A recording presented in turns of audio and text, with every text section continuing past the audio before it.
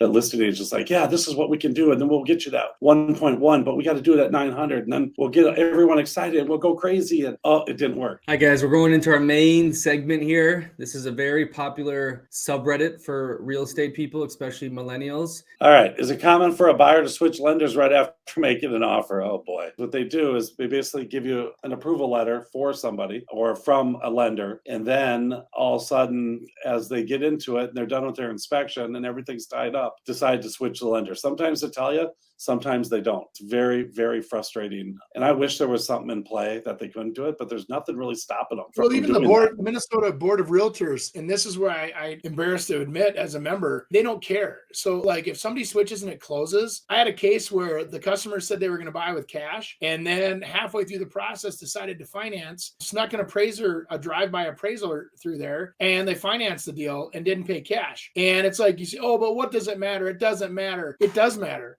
Because we took a cash offer knowing that there'd be zero contingency issues. You know, we had higher offers on the table that were financed. So if we were willing to jump through the finance hoops and risks that come with financing, we could have yielded $10,000 more.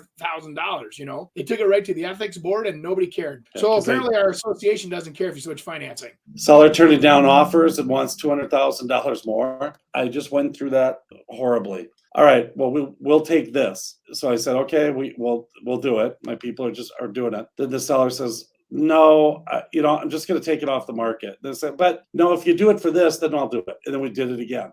$55,000 more. It was a good value house. And then finally at the end, she just said, no, I'm not going to do it. I'm done. And I just took it off the market. It's horrible, but they have the right in which to do that.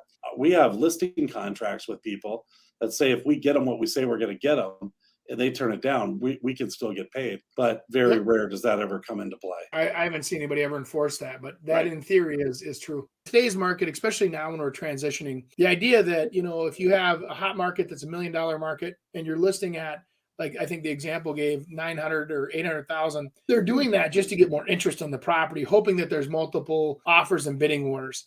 On the other hand, if you have a very unreasonable seller and they're not going to take anything under 1.1 million, man, I think it's false advertising saying, listing it at 900. I mean, what they should do is list it. I mean, in all fairness, they should list it at the price that they really want, that they would accept, and see what happens. And then if it doesn't sell in the 1 month window of time that, it takes that area to sell a home or absorb a home, then pull it off the market. On the other hand, most listing agents nowadays won't take a listing like that. I wouldn't. Well, I think that's the opposite. I think that's probably what happened is that listing agent's like, yeah, this is what we can do. And then we'll get you that 1.1, but we got to do it at 900. And then we'll get everyone excited and we'll go crazy. And oh, it didn't work. And so I think there's people out there that will do that all the time because it's very competitive out there.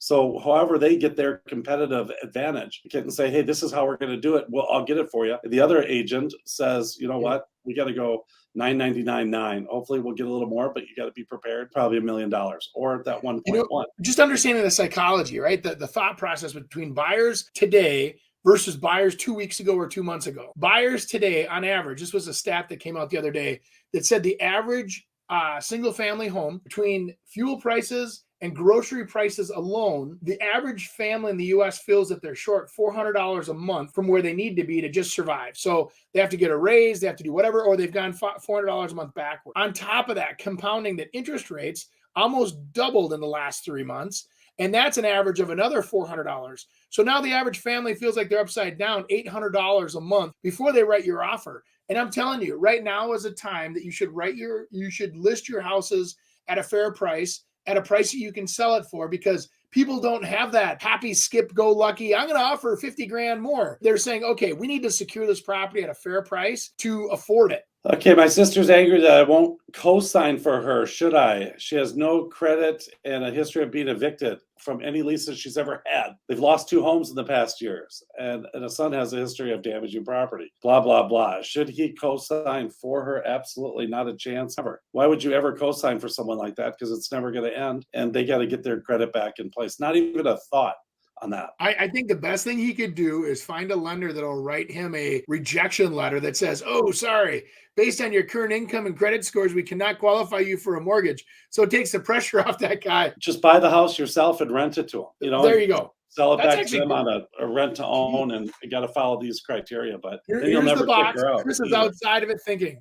Exactly. There's your, That's good thinking, Chris. Lakefront means some portion of the property touches the water. What do these people think? Do they assume I will buy sight unseen? At some point, the buyer is going to notice that the house is blocks away from the shore. Why do they insist on wasting my time with a 10-minute walk to the lake? So true. Misrepresenting your house in any way. I don't care what it is. If you say it's totally turnkey and the appliances are 30 years old, that's not totally turnkey. I mean, lakefront literally means that you front the lake. Lakeshore means you might own some of that lakeshore. So lakefront might be what you'd find in downtown Minneapolis by Nokomis and that. You front the lake, but you don't actually touch it. That's lakeshore. Or that, or, maybe there was a deeded access down the street.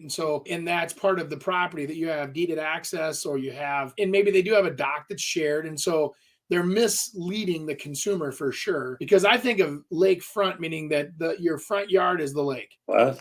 Your front yard is the lake. Some people think that. Some people think that. Your backyard is the road behind you. Lakefront. I'm not going with it, but you can. But I've heard a lot of people say that.